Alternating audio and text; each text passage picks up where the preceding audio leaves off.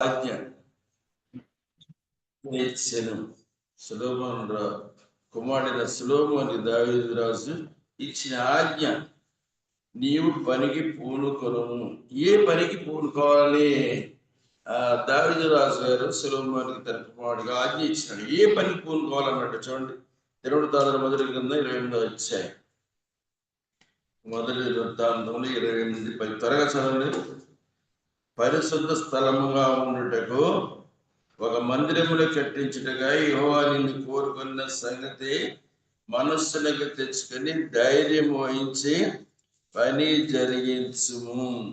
దేవుడు దావీదుకి మందిరాన్ని నిర్మించాలని దావీదుకి ఆలోచన ఉన్నప్పటికీ, సమర్పణ ఉన్నప్పటికీ, దైవభక్తి ఉన్నప్పటికీ, త్యాగం ఉన్నప్పటికీ ఆయన్ని నిర్మించడానికి, దావీదు నిర్మించడానికి దేవుడు ఒప్పుకోలేదు. ఎందుకు తిరస్కరించడం అందరూ ఏలేదు?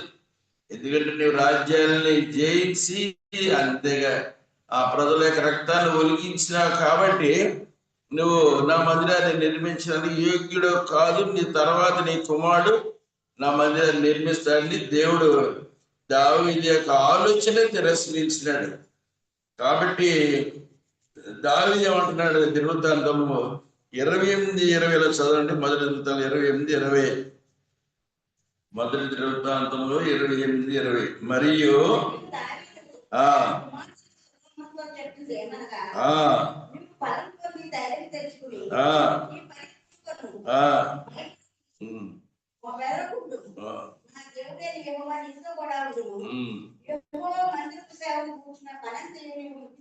నీవు ముగించరు కానీ ఎంత మాత్రమును విడువకయుండును. నీవు ఈ పనికి పూనుకొనుము. పనికి పూనుకొనుట. ఏ పనికి పూనుకోవాలి? దేవుని యొక్క మందిర నిర్మాణం పనికి నువ్వు పూనుకో. ఈ పని చాలా గొప్పది అంటాడు. తర్వాత వచ్చిన చూస్తే ఈ పని చాలా గొప్పది కాబట్టి నువ్వు బలం తెచ్చుకో, ధైర్యం వహించు. కాబట్టి ఈ పనికి పూనుకో. ఇన్ని ముగించే వరకు ఆయన నిన్ను ఎంత మాత్రమును విడువకయుండును. దేవుడు విడిచిపెట్టేవాడు కాదు. మన దేవుని యొక్క పని ప్రారంభించి ముగించే వరకు దేవుని వల్లనే విడిచిపెట్టేవాడు కాదు. యెహోషువ గ్రంథం 1వ అధ్యాయం 6వ వచనంలో అదే అంటాడు. చూడండి, యెహోషువ గ్రంథం 1వ అధ్యాయం 6వ వచనం, నిన్ను విడువను, ఎడబాయని నిబ్బరము కలిగి ధైర్యముగా ఉండము. ఎందుకు ధైర్యంగా ఉండమంటున్నాడు? మోషే ఒక చిన్న మాట చేత, చిన్న పొరపాటు చేత ఆ కనాను దేశాన్ని చూడలేకపోయినాడు. మోషే తర్వాత యెహోషువ వచ్చినాడు.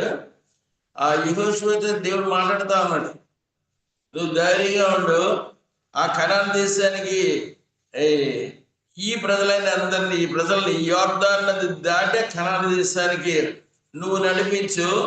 నేనేమాత్రాన్ని నేనేం చేయను, విడువను, ఎడబాయను. ఎబ్రీ 13:5 అదే అంటాడు. చూడండి, ఎబ్రీయుల రాసిన పత్రిక 13వ అధ్యాయము 5వ వచనం. ఎబ్రీ 13:5 చదవండి. నిన్ను ఏమాత్రమును విడువని ఎడబైన ఆయనే చెప్పాను కదా.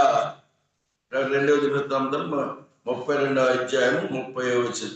పనికి పూనుకొనుట. 2వ దినవృత్తాంతం 32వ అధ్యాయం 30వ వచనం. 2వ దినవృత్తాంతం 32-30. ఈ హిజ్కియా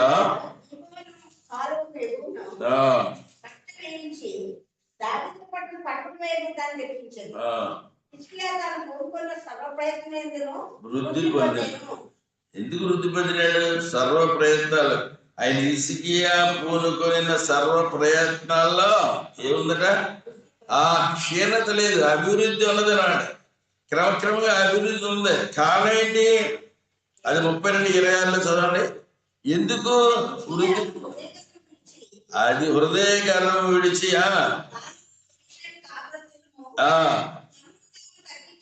అది చూసారా, తమ్ముడు తాము తగ్గించుకొని గర్వాన్ని విడిచిపెట్టారు. ఏం చేశారంటే తమ్ముడు తాము తగ్గించుకున్న కారణం చేత. మీరు నెబుకద్నెజరు గురించి విన్నారు కదా. నెబుకద్నెజరు ఏముంది? గర్వం ఉంది. నాశనమునకు ముందు ఏం చేస్తుందండి? అది గర్వం నడుస్తుంది. ఆ తర్వాత ఆయన రాజ్యం పోతుందన్నమాట. మీరు విన్నారు కదా. ఆయన తర్వాత మళ్ళీ ఏ రాజ్యం వచ్చిందండి? పారసీక రాజ్యం వచ్చినట్టు మనం విన్నాం. యశు ఏంటి ఇక్కడ గర్వాన్ని విడిచిపెట్టలేదే. ఆయన మనోనేత్ర దేవుడు వెలిగిస్తే కానీ ఎవరి విశ్వాసం ద్వారా సెంట్రల్ మేషగా వ్యక్తి గారి విశ్వాసం ద్వారా ఆయన మనోనేత్రాలు ఏం చేయబడ్డా? అది వెలిగింపడ్డాయి. ఆ విశ్వాస, ఆ బలమైన విశ్వాసం, దృఢమైన విశ్వాసం వాళ్ళలో ఉన్నది కాబట్టి ఈయన యొక్క హృదయంలో ఏంటంటే మార్పు కలిగింది. అలాగే దమ్మతాము ఆ హృదయ గర్వం విడిచి యెరూషలేము కాపురస్తులతో తాము తగ్గించిన రాజుగారితో పాటు హిజ్కియా రాజుతో పాటు అక్కడ ఉన్న ప్రజలు కూడా తాము తగ్గించుకున్న కారణం చేత హిజ్కియా తాను కూరుకున్న సర్వ ప్రయత్నములందు అది చూసారా, ఆ రోజుల్లోనే కాలం లభించాడు. అంటే ఇరిగేషన్ డెవలప్మెంట్ ఆ రోజుల్లోనే జరిగింది, ఈ రోజుల్లో కాదు. 2020 సంవత్సరాల పూర్వం, అంతకు ముందు కాలం ఎంత ఉందో మనకు తెలియదు. ప్రసంగి 12వ అధ్యాయం, ప్రసంగి 12వ అధ్యాయము 10వ వచనం. ప్రసంగి ఇంపైన మాటలు చెప్పుటకు పూనుకొనెను. చదవండి 12:10. ప్రసంగి ఇంపైన మాటలు చెప్పుటకు పూనుకొనెను, సత్యమును గుర్చిన మాటలు యథార్థ బ్రహ్మతో వ్రాయుటకు పూనికను. ఏ రాశాడండి? ఏం చెప్పాడు? ఏం రాశాడు? ప్రసంగి అంటే ఎవరో? సొలొమోన్. సొలొమోన్ పేరుకి ప్రసంగి అనే పేరు కూడా ఉంది, మనకందరికీ తెలిసిన విషయం.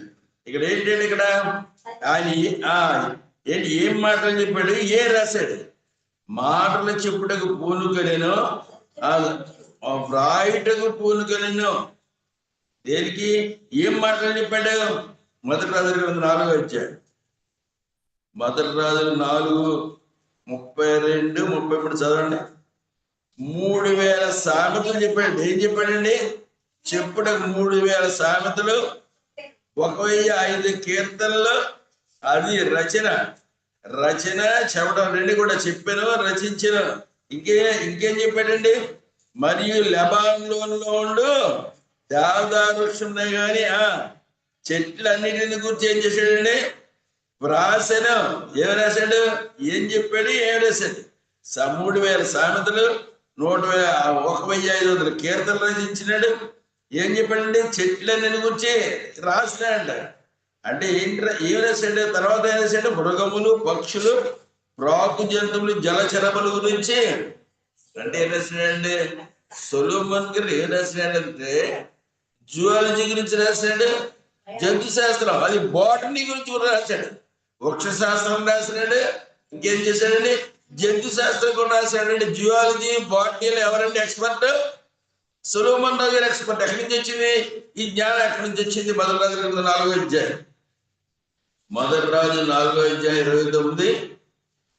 దేవుడు జ్ఞానమును బుద్ధిని వర్ణింప శక్యము గాని వివేచన మనసు సొలొమోనుకు దయచేసారు కనుక సొలొమోను కలిగిన జ్ఞానము జ్ఞానము కంటేను, ఐగుప్తీయుల జ్ఞానము కంటేను అధికమైండెను. చూసారా, రాయడానికి చెప్పడానికి పూనుకున్న ఈ సొలొమోన్ రాజు గారికి జ్ఞానం ఎక్కడి నుంచి వచ్చింది? అది దేవుడి దగ్గర నుంచి వచ్చింది. నేమియా గ్రంథం కొలస్సీ 2:3 చదవండి. ఈ లోపల కొలస్సీ 2వ అధ్యాయం 3వ వచనం. దేవుడి జ్ఞానమును బుద్ధిని వర్ణింప శక్యము గాని వివేచన, అది 4వ అధ్యాయం 29-30 చదివినారు. దేవుడు ఇచ్చాడు జ్ఞానాన్ని, బుద్ధిని. కొలస్సీ 2:3 చదవండి. బుద్ధి జ్ఞాన సర్వసంపదలు ఏమైందో బుద్ధి జ్ఞాన సర్వసంపదలు.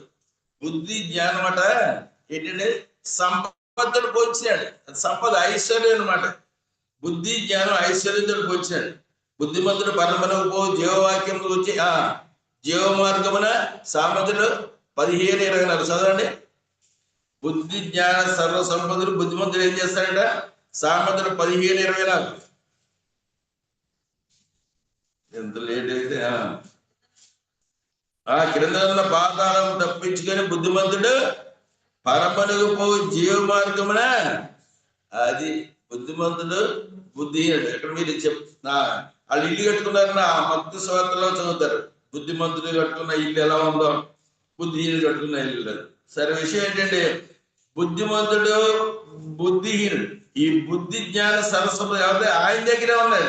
ఆయన ఇచ్చే జ్ఞానతడు సొలొమోను జువాలజీ రాసినాడు, బాటనీ గురించి రాసినాడు, సామెతలు రాసినాడు. మనం చదివే సామెతలు 37 ఉన్నాయి కదా, సామెతలు రాసినాడు. తర్వాత కీర్తనలు రాసినాడు. నెహెమ్యా గ్రంథం 2వ అధ్యాయం. నెహెమ్యా గ్రంథం 2వ అధ్యాయం. ఈ నెహెమ్యా క్రీస్తు పూర్వం 2వ అధ్యాయం 18వ వచనం చదవండి. ఇదిగాక నాకు సహాయం చే దేవుని కరుణాహస్తం గురించి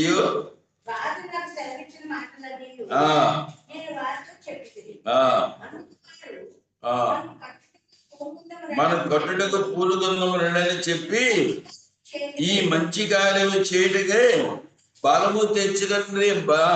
కట్టుటకు పూనుకొందము రండి.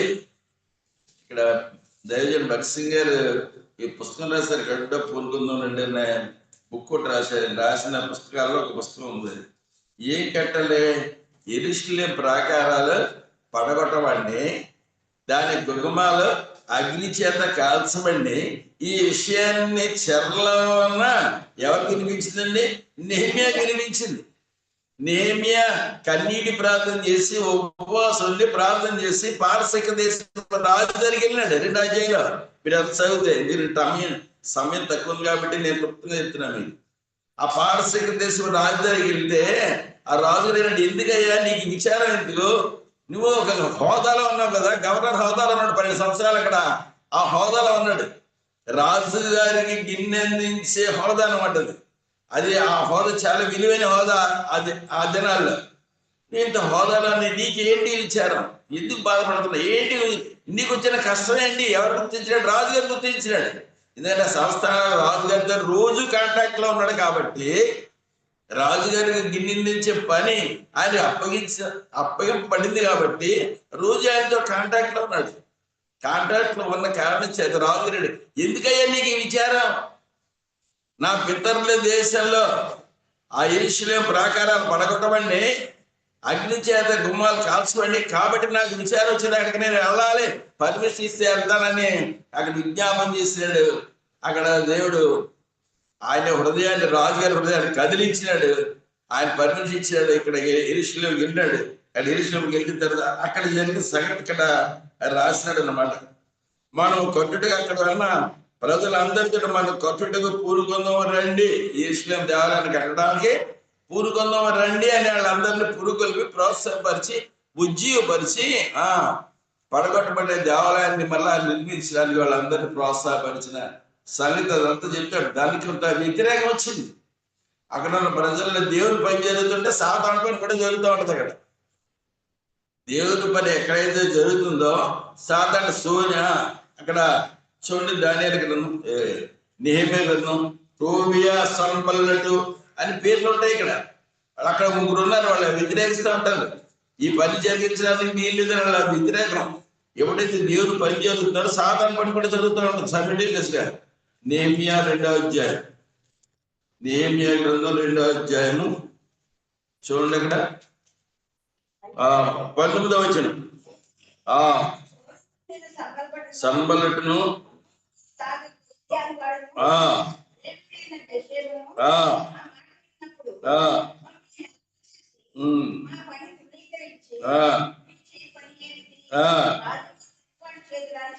అంటే ఏమన్నాడు? ఇప్పుడు భయపడిపోయా, కంగారు పడ్డా?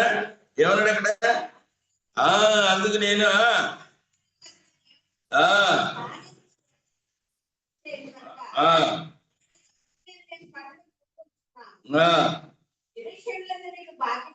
అది మేము కట్టుటకు పూనుకొనుచున్నాను, అందుకే మేము కడుతున్నాం.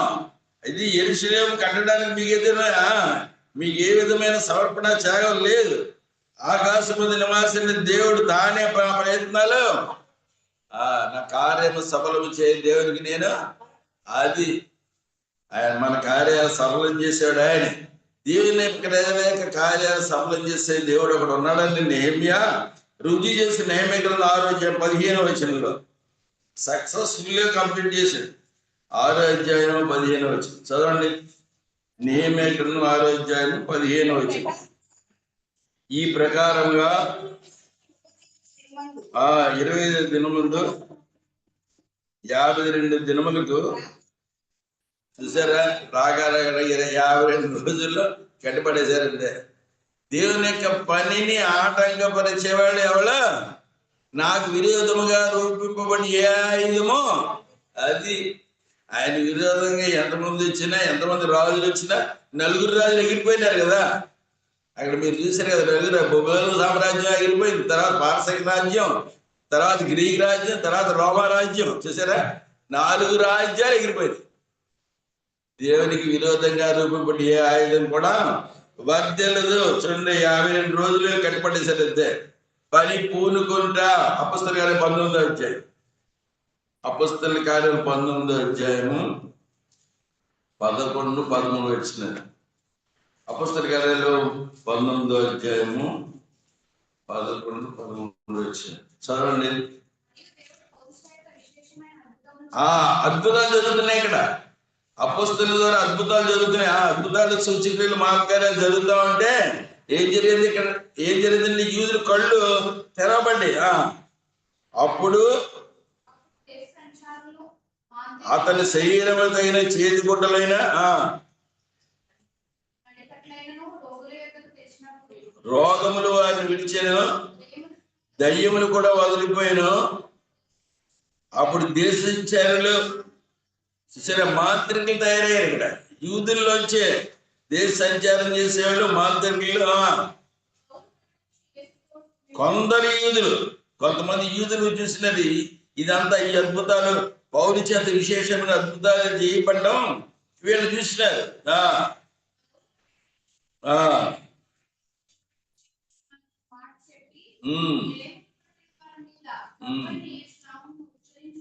దేనికి పూరుకున్నారు?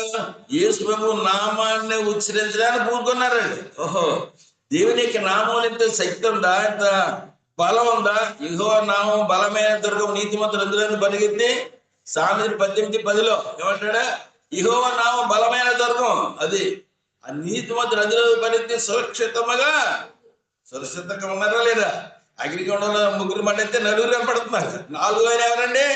ఆయనే దేవుడు, ఆయనే యేసు ప్రభు, ఆయనే తప్పించడానికి, రక్షించడానికి సామర్థ్యం కలిగిన వాడు. మహాసామర్థ్యం నీవేని ప్రాపడతాం మనం.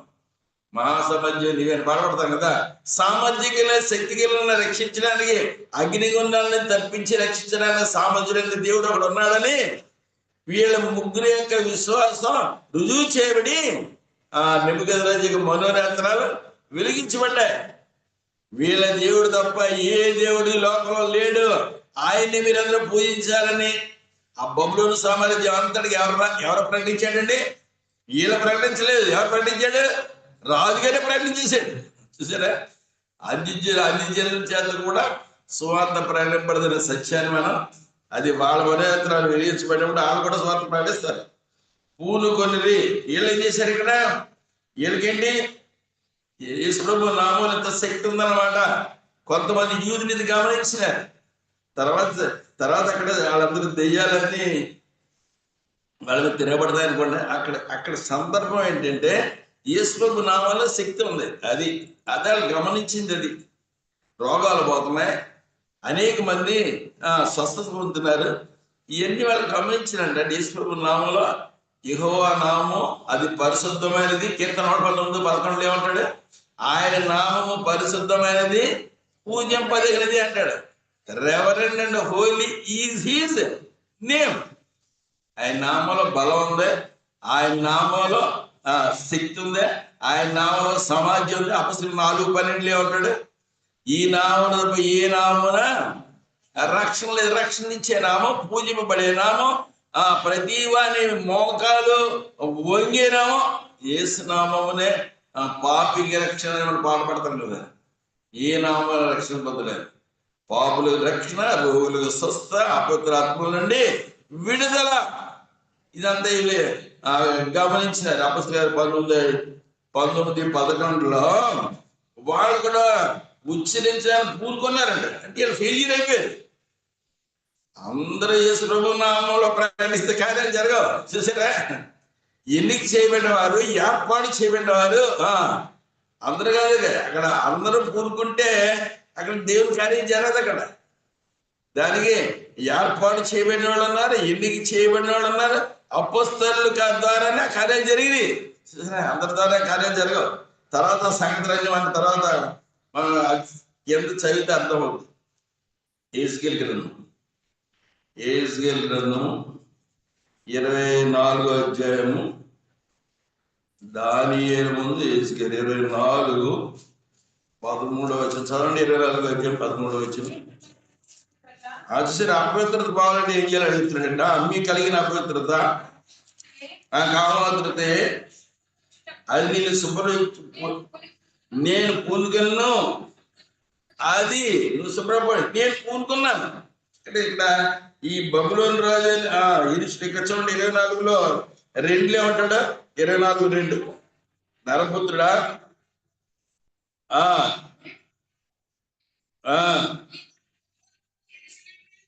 సరే బబులోను రాజు మీ దేశం మీదకి వస్తున్నాడు సమా, నువ్వేం చేయాలి? ఇక్కడ వీళ్ళందరూ వ్యతిరేకంగా ఉన్నారు. వీళ్ళ యొక్క ప్రవర్తన అంతా దేవుడికి వ్యతిరేకంగా ఉంది. ఇశ్రాయేలు జనాంగం యొక్క ప్రవర్తన. అందుకు దేవుడు ఏం చేస్తున్నాడండి? బబులోను రాజుల్ని లేపాడు యెరూషలేము మీద. అప్పుడు చెప్తాడు అనమాట ఇక్కడ వీళ్ళందరికీ. 9వ వచనం చూడండి, 24:9 ప్రభువైన యెహోవా సెలవిచ్చిన దేవుడు ఏం చెప్తున్నాడండి? వీళ్ళందరికీ ఏం చెప్తున్నాడు?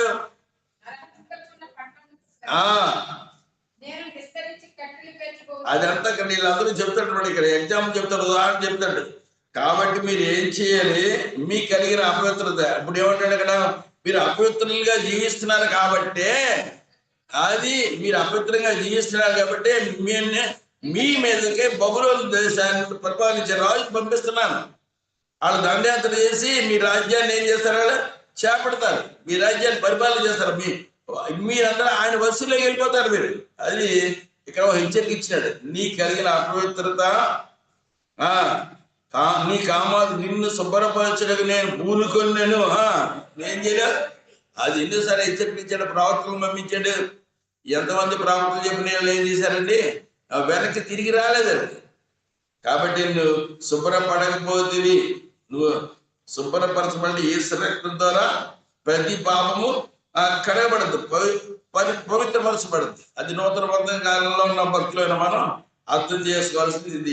యెహెజ్కేలు 20:13 ప్రకారంగా చివరిగా సమూయేలు మొదటి గ్రంథం, మొదటి సమూయేలు మొదటి గ్రంథం 26వ అధ్యాయం. సమూయేలు మొదటి గ్రంథం 26వ అధ్యాయం 25వ వచనం చదవండి. అందుకు సౌలు దావీదా నాయనా నీ ఆశీర్వాదం పొందుదుగాక, అది నువ్వు ఘనకార్యములు పూనుకొని విజయమునందుగాక. చూసారా ఏమంటాడంటే సౌలు రాజు గారు దావీదుడి దావీదుకి సౌలు రాజు ఒంటరిగా దొరికాడు. ఇక్కడ గుహలో దొరికాడు. గుహలో దావీదు సౌలు రాజు గుహలో ఉంటే దావీదు తన సైన్యాధిపతి అబ్నేరు వీళ్ళందరూ వెళ్ళి ఆ సౌలు రాజు యొక్క మంత్రి అబ్నేరు ఉన్నాడు ఇక్కడ. అక్కడ చూడండి, ఇక్కడ 6వ వచనం చూడండి, 26వ అధ్యాయము.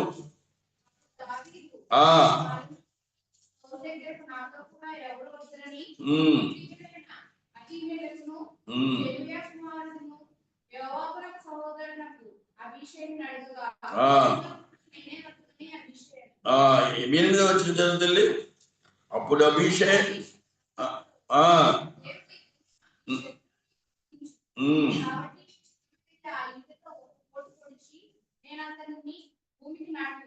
తొమ్మిదవ వచనం, దావీదుని అతను చంపకూడదు.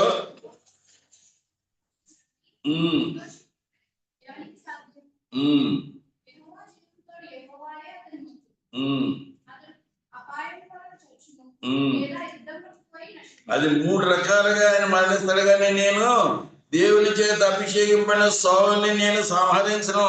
ఆయన ఒంటరిగా దొరికినప్పుడు ఏదైనా సంహరించడానికి ఏం చేశాడండి? దావీదు అతను విడిచిపెట్టేశాడు. అప్పుడు సౌలు రాజుకి చరిత్రను చెప్తాడు. ఓ సౌలు రాజా, నువ్వు ఒంటరిగా దొరికినప్పటికీ నేను విడిచిపెట్టేశాను సమా. నువ్వు మరణాన్ని నేను దేవుడు నిన్ను మరణానికి అప్పగించినా సరే నేను నిన్ను విడిచిపెట్టేశాను. నేను నిన్ను మా సైన్యాధిపతి మా సైన్యం కూడా నన్ను ప్రేరేపించేప్పటికి నిన్ను విడిచిపెట్టేశానన్న సంగతి దావీదులందరూ చెప్తాడు. దావీదు చెప్తాడు ఇక్కడ. అప్పుడు సైన్యాధిపతికి వీళ్ళందరికీ హెచ్చరికిస్తారు ఇక్కడ దావీదు. ఆ సంగతి అంతా విన్న తర్వాత ఇక్కడ చూడండి, ఇక్కడ అందుకు సౌలు నేను పాపం చేసి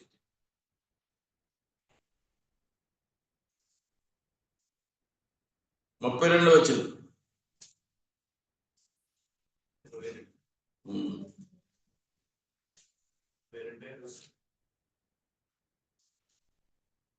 29 చదవండి. అప్పుడు రాజు ప్రమాణపూర్వకంగా చెప్పిన తిన్న సకలమైన ఉపద్రవాలు నన్ను విడిపించిన యెహోవా జీవముతోడు 20 మొదటి సమయంలో 26 అధ్యాయం కదా, 26 సమూయేలు మొదటి గ్రంథం 26 ఆ పై వచ్చిన చదవండి. ఇక్కడ 26లో 20 చదవండి అమ్మా. 23 వచ్చిన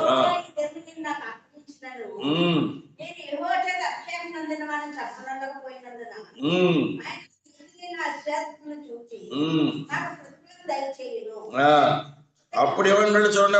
అప్పుడు ఏమన్నాడు సౌలు రాజు గారు ఏమన్నాడు?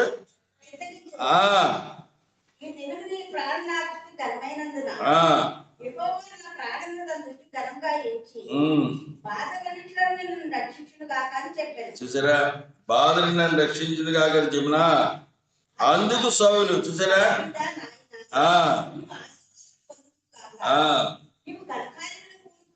నీవు ఘనకార్యములు పొందుకుని విజయమునందు గాక. చూసారా, ఏమన్నాండి? ఘనకార్యము పూనుకొని. దావీదు రాజు చేసిన పనులన్నీ ఘనకార్యాలే. అందుకని దావీదు దేవుని దృష్టికి ఇష్టానుసరైన మనిషి అయినాడు. దేవుని యొక్క మందిరాన్ని కట్టాలని ఆసక్తి. యెహోవా మందిరమును పోనున్న జనులు అన్నప్పుడు నేను వారితో కూడా కీర్తన 122 అధ్యాయం 10 వచనం ఉంటాడండి. దేవుని మందిరమునికి వెళ్ళి జనులు నాతో అన్నప్పుడు నేను సంతోషించేది. కీర్తన 26 ఏమంటాడు? యెహోవా నీ మందిరాన్ని తేజో మహిమ స్థలము నేను. అది దేవుని యొక్క ప్రేమ ఉంది. దేవుని రక్షణ ప్రేమించినాడు, దేవుని యొక్క మందిరాన్ని ప్రేమించినాడు, దేవుని యొక్క ప్రజలను కూడా ప్రేమించినాడు. అది మనం అర్థం చేసుకోవాల్సింది. సౌలు దేవుని చేత అభిషేకించబడే రాజే, మొట్టమొదటి రాజు. ఇశ్రాయేలు మొట్టమొదటి రాజు ఎవరండి? సౌలు రాజే. దేవుని చేత అభిషేకించి దేవుని ప్రజలు కూడా ప్రేమించాడు. సౌలు దావీదుని వెంటాడినప్పటికీ, సౌలు దావీదుని సంహరించాలని దురాలోచన కలిగినప్పటికీ, చూసారా, ఆ దురాలోచన కలిగిన ఆ సౌలును కూడా దేవుడు అప్పగించినప్పటికీ ఏం చేశాడండి? ఆయన ప్రేమించి ఆయన్ని సంహరించడానికి ఒప్పుకోలేదు. చూసారా, అది అందుకని ఏమన్నాడు ఇక్కడ? నువ్వు ఘనకార్యాలు పూనుకున్నావు, నీకేముంది? విజయమునందు గాక. దేవుని ప్రజలకు ఏముంది? విజయం. సాతానికి అపజయం. దేవుని ప్రజలకు విజయం, సాతానికి అపజయం. చూసారా, ఇక్కడ నెబుకద్నెజరు ఏమొచ్చింది?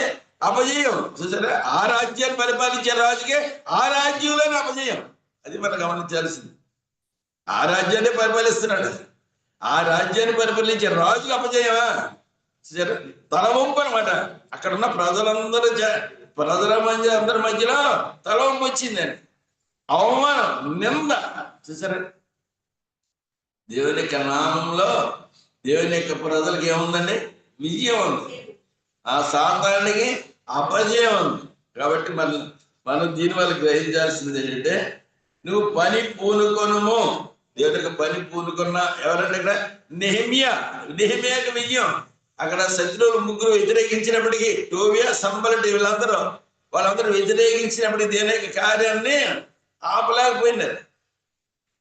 ప్రభు మనల్ని కూడా విజయశాలుగా సిద్ధపరిచినగా ప్రార్థన చేద్దాం. రహస్యాలు వేసి ప్రార్థన చేస్తాం.